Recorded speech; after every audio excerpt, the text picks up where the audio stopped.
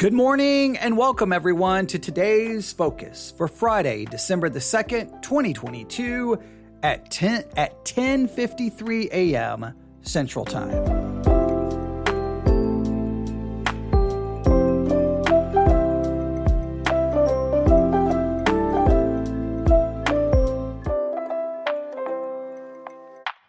Today's focus, the mark of the beast.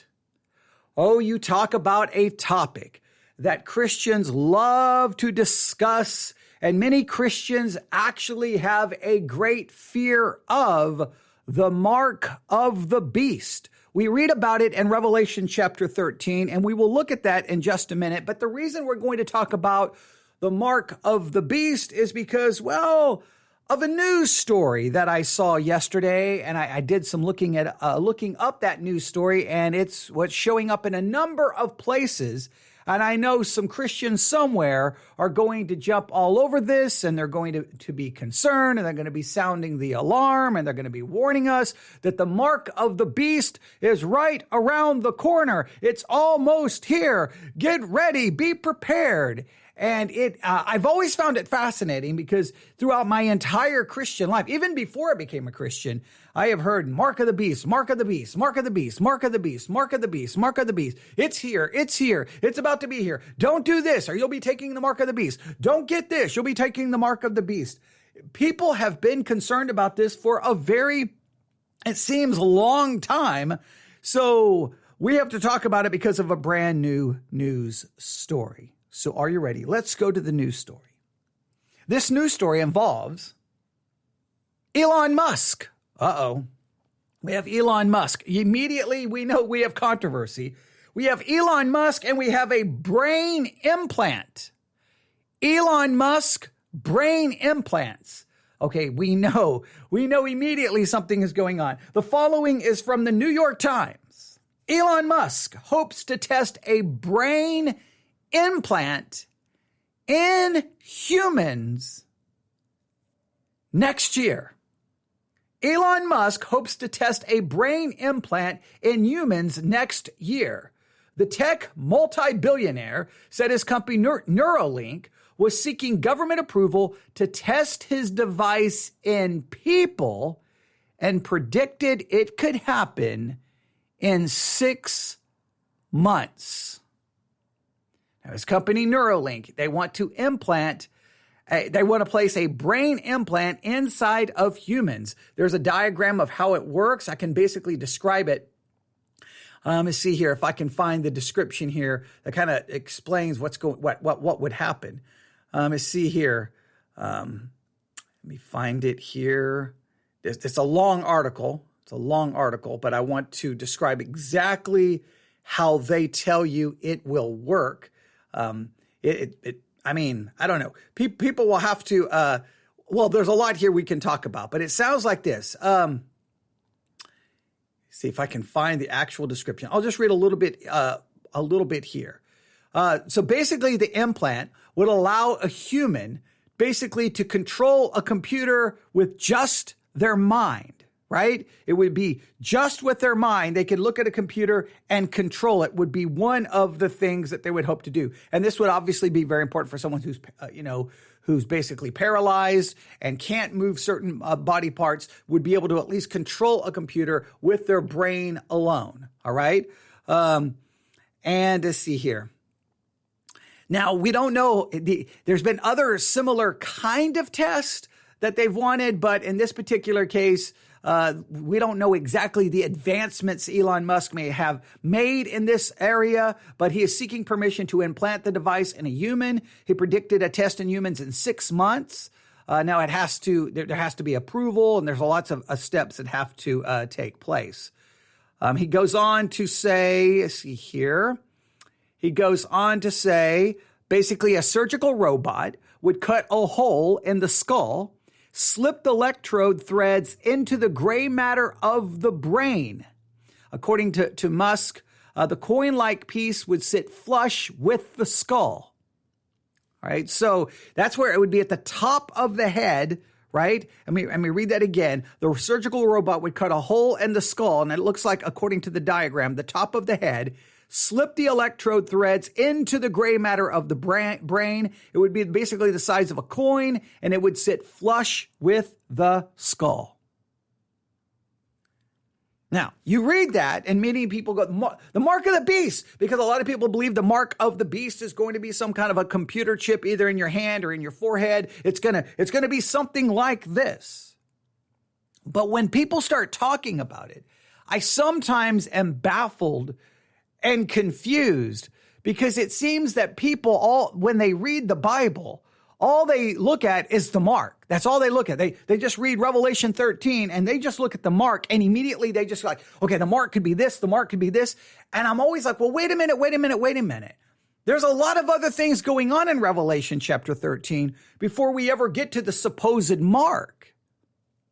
And shouldn't it be important that we have whatever you think the mark is, whatever your eschatology is? I'm not even here to debate all of that. I'm here just to basically try to argue when you hear about Elon Musk and a brain implant, and you see Christians running around saying, this is it, this is setting the stage, the mark of the beast is coming. Because I've heard this basically my whole life. When people start doing that, say, okay, I'm not here to debate your eschatology. I'm not here to debate what the mark of the beast could be, couldn't be, when it's going to get here, when it's not going to get here. What I'm going to challenge you to do is to calm down, and let's read Revelation 13 together and see what is actually said, because I think this is very important. So Revelation chapter 13, all right? Revelation chapter 13, and we'll start with verse 11. Revelation chapter 13, we'll start with verse 11.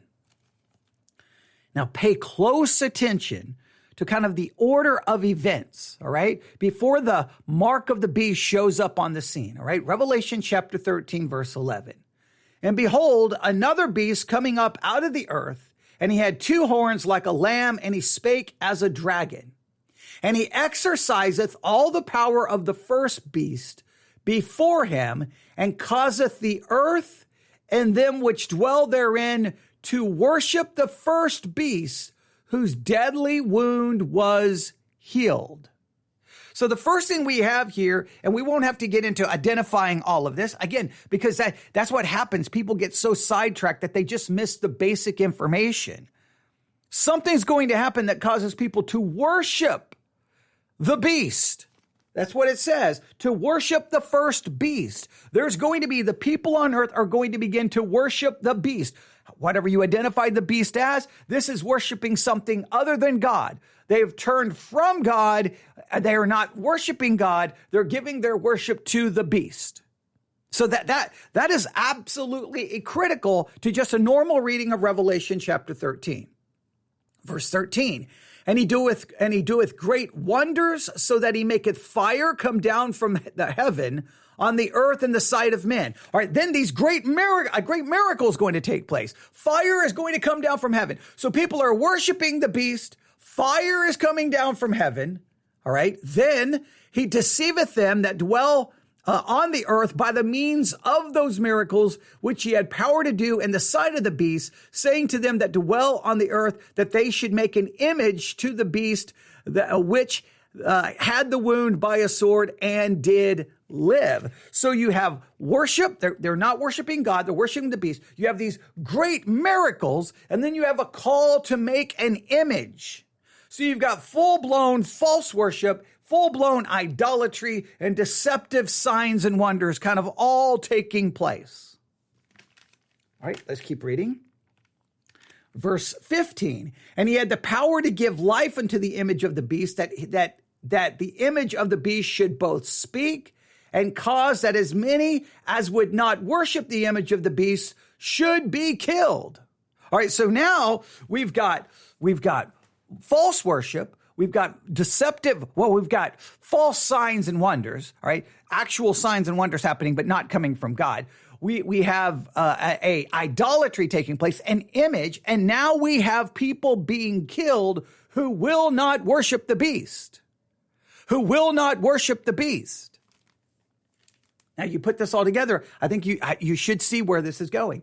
And he causeth all, both small and great, rich and poor, free and bond, to receive a mark in their right hand or in their foreheads, and that no man might buy or sell, save that he had the mark or the number of the beast or the number of his name. Here is wisdom. Let him that hath understanding count the number of the beast, for it is the number of man, and his number is 666. What drives me crazy in so many sermons is everyone focuses on the mark and like, what is the mark? What is the mark? What is the mark? Could it be this? Could it be this? And it just drives me crazy because I don't think that's the focus of the text. The mark is the end result of all of these other things. So when people say, well, could I end up taking the mark? It's not about taking the mark. It's about your worshiping the beast. It's about idolatry. It's about you've turned your way away from God. Everyone thinks, well, could I accidentally take the mark? The issue is you've rejected God. You're worshiping the beast. You're involved in idolatry. You've been drawn away by these signs and wonders. Because he's already going to start killing anyone who doesn't worship him. So it's almost the mark is simply the sign of your rejection. It's simply a symbol of your rejection of God and your worship of the beast, your idolatry. You're turning to this false worship, this false system. And everyone's always like, I've seen Christians just get so concerned. I remember Christians getting worried and upset about a debit card or worried and upset about a credit card or a bank account number, for crying out loud. And you'll think this is absolutely crazy, but this absolutely happened to me. I'm in basic training, United States Air Force, Lackland Air Force Base, right? San Antonio, Texas. We're going to be there. I can't remember how long basic training was now. It's been a while. But okay, I'm there for basic training. And all of a sudden, there's this big commotion, and this person is all upset, saying he can't do it. He's in tears. He's like losing his mind because we are instructed that we have to put our laundry mark on all of our clothing, T-shirts, underwear, whatever. And what that would be the first letter of your last name and the last four of your Social Security. Right? So you put your first letter of your last name and the last four of your Social Security number. And you put it in a marker and you write it somewhere on your clothing, right? On a T-shirt, underwear, wherever the case may be. No big deal. But this person's like, I can't do it. I can't do it. That's like the mark of the beast. That's like the mark of the beast. And he's about to throw away his entire military career because he thinks he's somehow he's going to take the mark of the beast and he will be condemned eternally. And I'm like, what are you talking about? So I sat down with him. He's in tears. I'm reading all of Revelation 13. I'm like, none of these things.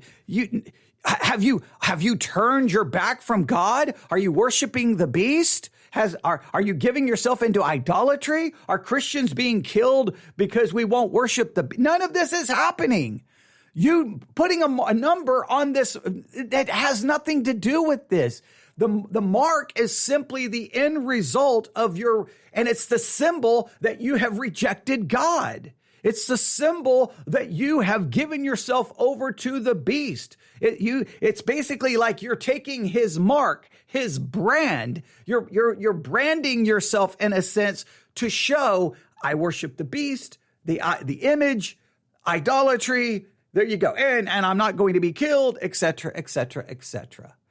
That's the end result of Revelation 13. I know there's a million questions there, and some people say, well, the church won't be. We can get into arguments about rapture, no rapture. We can get into an argument about no, this is leading up to 70 AD, and it's about Nero. We can say the 666 represents the letters of Roman emperors, and you can debate that stuff all day, and you can just drive yourself crazy.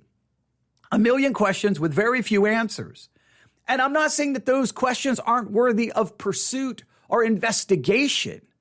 But I think what we need to do is ensure that every person takes a deep breath and at least understands, okay, before the mark shows up on the scene, all right, here are the things that have to take place. You have the beast. The world is worshiping the beast. Fire is coming down from heaven. An image is built and people are being killed who will not worship the image. then the mark of the beast comes on the scene. People will just artificially just put the mark of the beast at any time. Elon Musk, a chip in the brain. Oh, they're going to put a chip in the hand. They're going to do this. Your cell phone, your debit card, your bank account. Like, it's always something. And it's like, no. Listen, the mark can't show up until all of these other things happen. Now, you may say, ooh, that could be the technology they use. That could be the technology. But you're still focusing on the mark. The mark is simply a symbol of one's acceptance and worshiping of the beast and their rejection of God. To me, people are focusing on the quote unquote, the symbol, the mark that proves it. Focus on the action. The action is a worship of the beast. It's a worship of the image. It's idolatry. It's going after these signs and wonders that are not truly from God. That's the focus. That's what we have to consider. So I want you to just read Revelation 13 carefully. And again, don't try to look at it from, this system of eschatology, this system of eschatology. Don't try to read it from a dispensational point, pre-mill, post-mill, mid-trib, post-trib. Don't just ignore all of the systems of eschatology. Just read Revelation 13 and just try to look at it. Okay, this is what happens, then this is what happens, and then the mark of the beast. So for me to take the mark of the beast indicates that I've already worshiped the beast. I'm worshiping his image. I'm going along with him because it seems to indicate that if you won't worship the beast, you're already dead. He's already having you killed even before the mark is established. At least consider that. That's all I'm asking you to do. I'm not asking you to accept any system of eschatology. I'm not asking you to throw out any system of eschatology. I just want you to focus on what's actually said in Revelation chapter 13. If I said Romans earlier, I apologize. Revelation chapter 13. I want you to just consider that.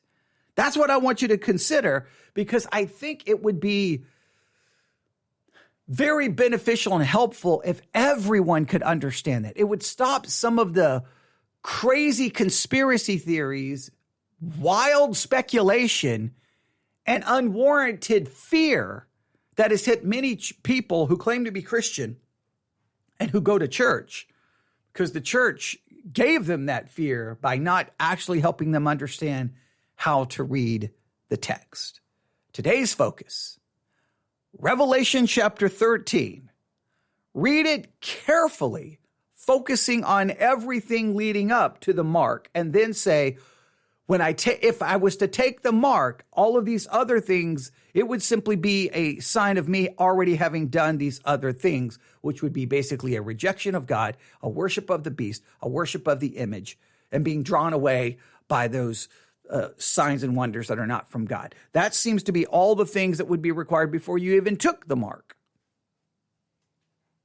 All right, today's focus, the mark of the beast, Revelation chapter 13, based off a news story about Elon Musk and a brain implant that he hopes to start testing on humans in the next 6 months.